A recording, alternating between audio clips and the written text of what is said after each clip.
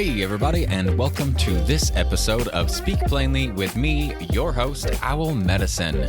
And today, I'm going to be talking to you about why you might really kind of want to be a crappy meditator. Are you a crappy meditator? I bet you are. I bet you are, because I still kind of am too. I bet you is.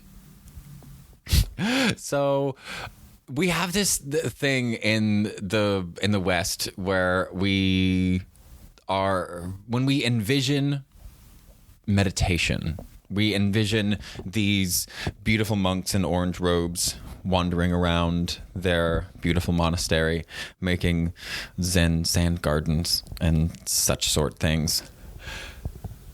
And we envision them doing this meditation where you just sit there and they stare beautifully at the wall, and we take classes and there are apps and things, and there's always some like not bossy lady whisper talking at you, being like, just focus on your breath, come back to the breath.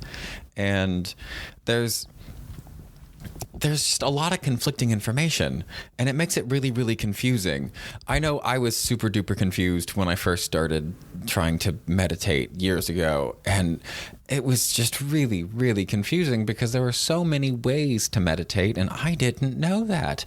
I thought there was one way to meditate, and everyone was describing it differently. I was wrong. There's a million ways to meditate, and everyone's describing it differently. That's why it's so confusing. So the reason I want you to be a crappy meditator is because we all start out as crappy meditators. If you are a crappy meditator, what that usually means when somebody's like, I'm a crappy meditator, when I said that about myself, I still say that about myself because I'm not a great meditator.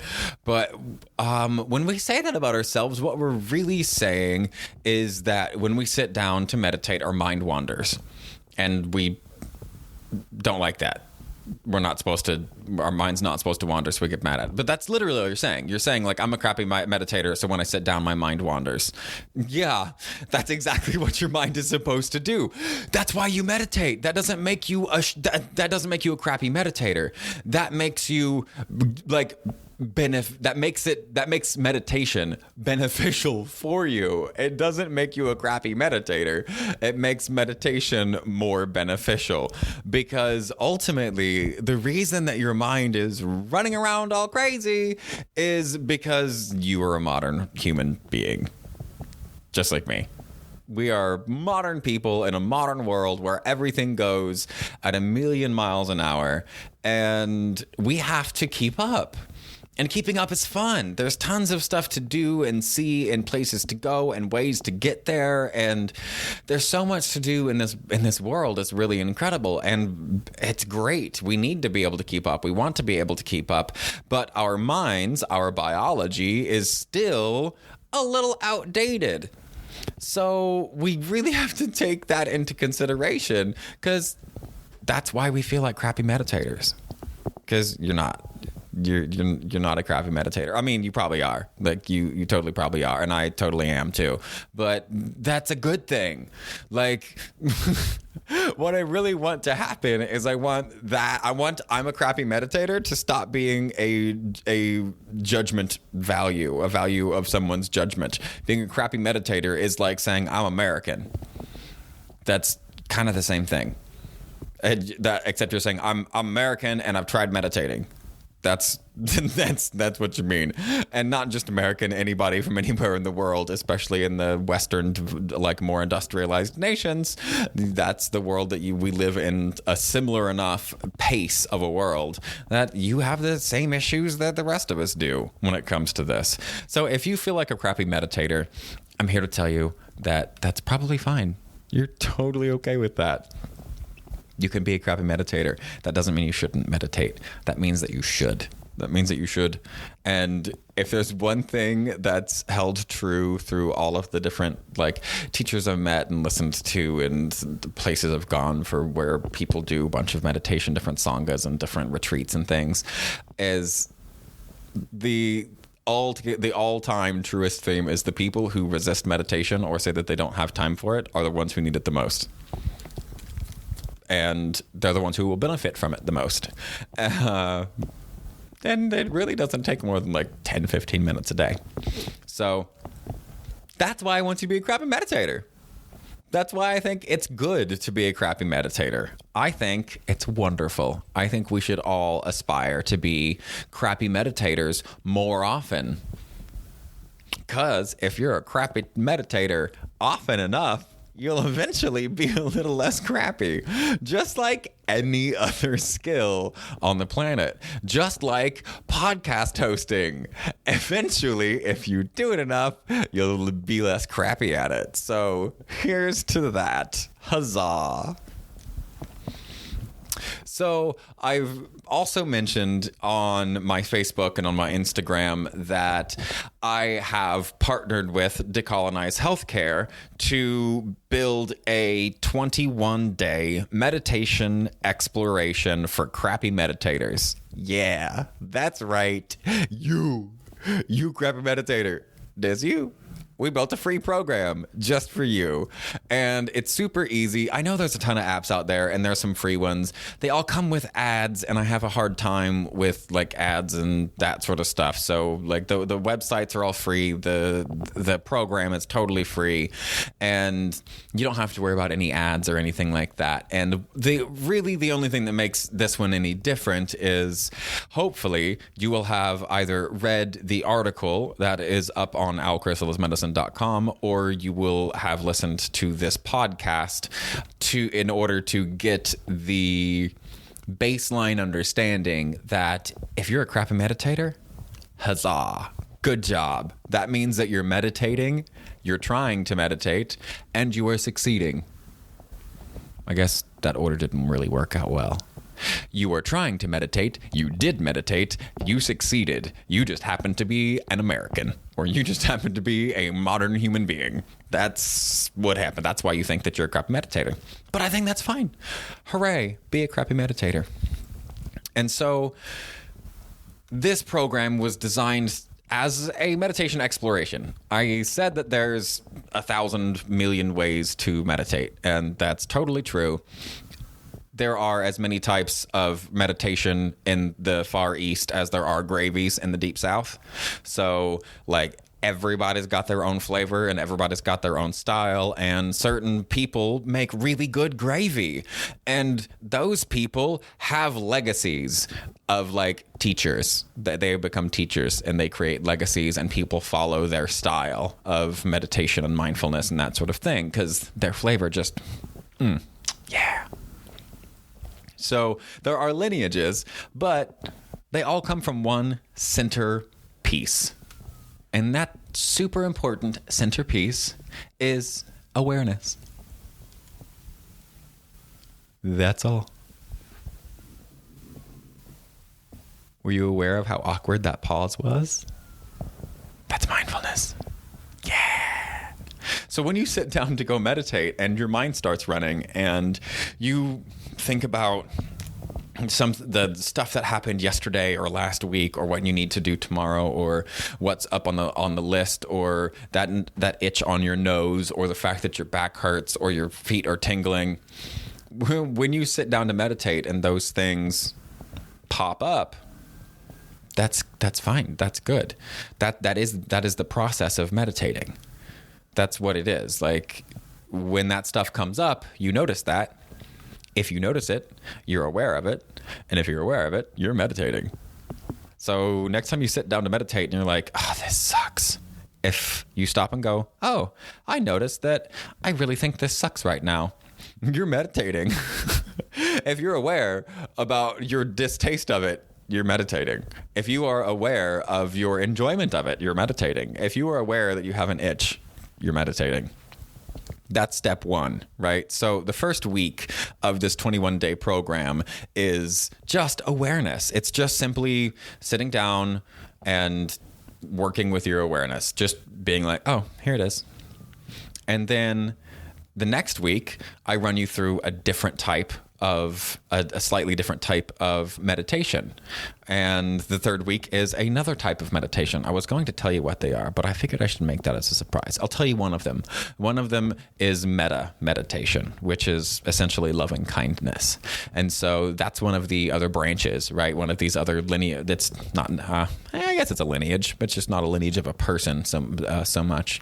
But the concept of metta is this concept in Buddhism of loving kindness. And when we meditate on loving kindness, it builds loving kindness in ourselves and in our hearts. And it just helps us to interact with the world in a more loving and kind way. And that in turn makes us kind of assume that the way other people are dealing with us is with loving kindness, which is awesome because that builds in the benefit of the doubt. I don't know about you, but I've been running real short on the benefit of the doubt. It's just not, it's not a smart move much anymore, you know, but there are very clearly places, and it's often that the benefit, like giving someone the benefit of the doubt is beneficial. It's just really hard with everything happening in the world. So like that's what these other flavors of mindfulness gravies are, is they're just ways to build up certain facets of our character and of our personalities. And metta, loving kindness, is one of those that I think everybody could benefit from developing. So I built this to just be 21 days long because it takes about 21 days to start a new habit, to entrench a new habit. And I was like, cool, because 30 days is what I originally had planned. And I was like, that feels like a lot. Like a whole month is kind of that's a legitimate commitment.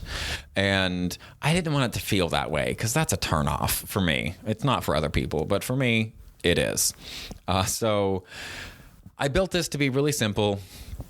It's just boom, boom, boom, week 1, week 2, week 3, a variation on each week, starting with just simply mindfulness, like mindful awareness, and then metta. And each day after your mindfulness session, you'll have feedback that you can put in just so you can, I'd ask you how it was and that sort of thing, just so you can kind of reflect on it, because we can do these mindfulness things, but it really helps for the long-term, like our rewards back from it if we really concretize them. And so that's writing them out and having you answer, how was this for you? Was there anything good? Was there anything bad? Like that sort of stuff helps you concretize your experience. And that's pretty much it.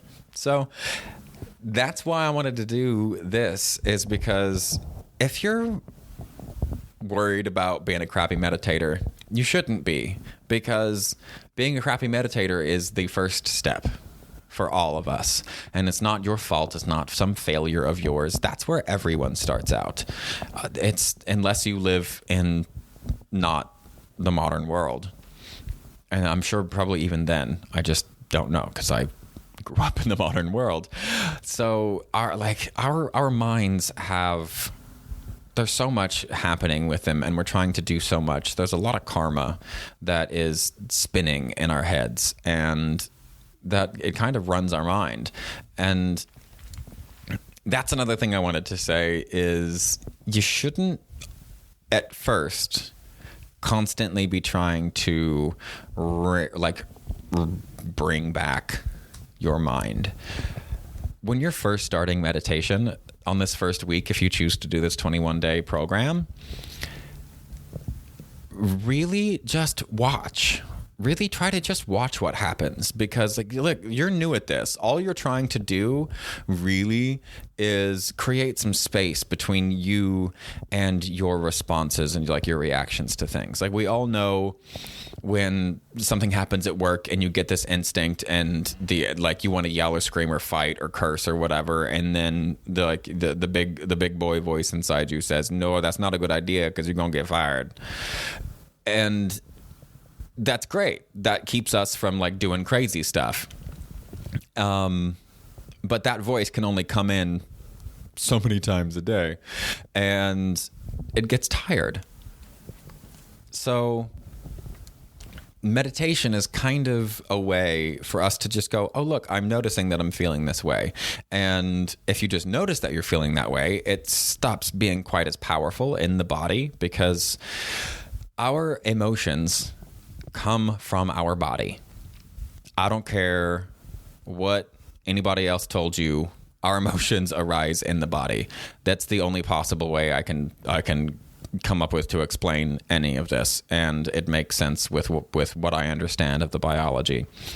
When we interact with the world, there are, like, you can think some things, but there are a lot of stuff that's happening like kind of behind the curtain, and the stuff that's happening behind the curtain is extremely important. And some of those things are emotions, because they arise as these physiological sensations, and we have to learn the words to that fit the sensations that we have. And when those sensations arise, those sensations are symptoms, and symptoms are solutions. I'm going to say that again. Symptoms are solutions. That's what they're for. These symptoms that we have in our body of anything was given to you by your body as a solution to whatever it's dealing with that you are unaware of. So those emotions that we have, we need to honor them, but we don't need to identify with them. And mindfulness helps us to not identify with it, because then you could just go, oh, look, I noticed that, like, I'm uncomfortable. I don't like this, whatever. And then when you're out about in your regular day and you notice that you're uncomfortable and you're in a situation you don't like again, you don't feel that same profound need to respond. I had a day earlier this week, a real day. I walked out of my apartment to my van, which was parked in the apartment complex parking lot, and I had a tow notice on my van in the parking lot in which I live, parked there legal. And I have a crazy, like, multicolored van, and it's 18 feet long, and it's like custom painted with spray paint cans, beautifully spray painted. And they all, like, the people at the people who I rent from, everyone in the town, it's a small town, they all know me, they all know my van. And yet I had a tow notice, and the tow notice wasn't signed by a tow office. It was signed by my property manager. So I called her, and she wasn't able to answer, so I left her a voicemail. And when I got a call back, we started chatting really quickly, and we realized that she'd been trying to get a hold of me because, but I just got a new phone number 4 days ago, and that's exactly how many days that she was trying to get a hold of me, apparently. And though she never bothered emailing me, she was like, well, we haven't been able to get a hold of you, so we're just going to put this tow notice on your van. And it was going to be towed that day from the apartment complex in which I live. And that was really confusing. And I called to be like, why? So when she told me that they were going to tow it because I didn't have some kind of parking permit, I was like, what are you talking about, parking permit?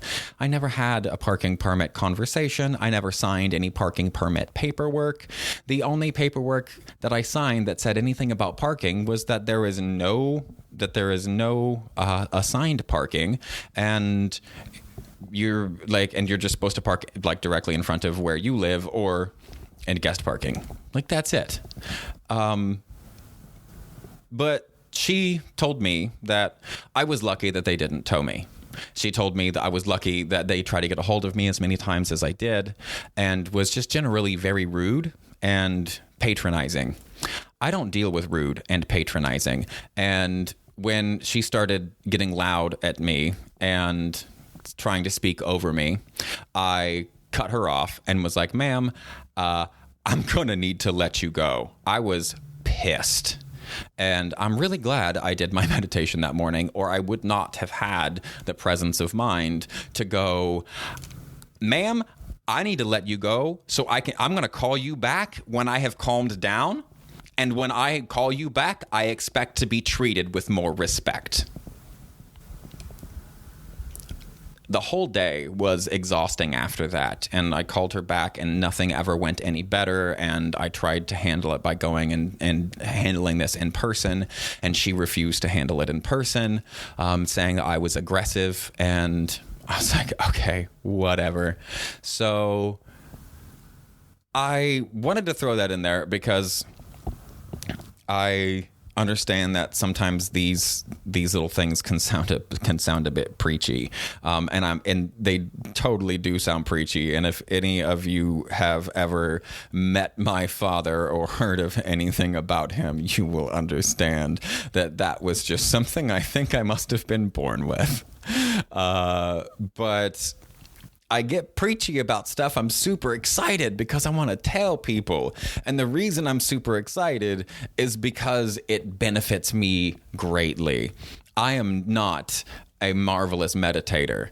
I happen to meditate just enough to keep me from absolutely losing my mind on my property manager. I love all of these ways that we can kind of hack into our brains and our biology, and we can make the changes that we want in our lives. And I love learning about the intricacies of how the body and the mind work and how we can influence all sorts of things. But ultimately, what really makes me super happy about it is that it's applicable and it helps me. And I've collected all of these like really cool ways, and I've tried out all of these really cool ways of doing all kinds of neat stuff, including meditation. And I could have handled that. I wish I would have handled that situation even better. Like, I did the best I could, and I'm proud of what I did, because she really triggered me. I do not deal well with people in power, just treating people without power disrespectfully and like, just screw you, I can do whatever I want, you have no power here. And that's what the situation very much felt like to me. I get very upset over those kinds of power struggles. And I spent a little more time than I would have liked upset yesterday, and even a little bit the day after today. I didn't go off on anybody. I didn't do anything all crazy like I really, really, really wanted to. And I really feel like the reason I was able to do that is because I have had practice now of separating myself I know when my emotions are about to get so overwhelming that I need to remove myself from this situation. And the reason I know where my threshold is because of the meditation. Because there are times for me as a person with PTSD that it becomes so uncomfortable that I have to intervene. My body, my biology overrides my desire to be like peaceful and meditate and whatever. And sometimes there's too much agitation in me and I need to move it. I'm not going to beat myself up for not being able to sit and meditate when I'm really upset. That's not the time to meditate. If I get really upset, I need to move that energy. I go for a walk or do some yoga, do some handstands, do some kind of physical movement training stuff. But that's the reason I love this. That's why I love sharing like the cool stuff about back pain and neat ways to think about your body and just fun little quippy bumper sticker crap that is helpful and entertaining and can be applied to anybody's life. Because I love Buddhism, I love meditation, I love all of that stuff, but I don't want to be a monk. I don't even want to be normal. I don't want to be most of the things that people kind of purport meditation and Buddhism and just stuff in general for. I want to use these tools to help me get closer to my goals. And my goals are about living life and living it well, about loving every day, the good and the bad, you know? So take what you like and leave what you don't. If you feel like trying this 21-day meditation exploration, then it just might work out really well for you, and maybe you won't wind up cursing out your landlord, because I didn't. Hooray! So thank you for hanging out with me and for checking this out. I know it's Christmas. Christmas is just over. And it's been a crazy, crazy time. I hope that you all feel blessed and wonderful and got a little chuckle out of today. Go try that meditation exploration. Again, that's decolonizehealthcare.com under the programs tab. You'll see it. It's the third one on the right. Thank you so much for your time. You guys have a marvelous week. Stay blessed and stay uncomfortable.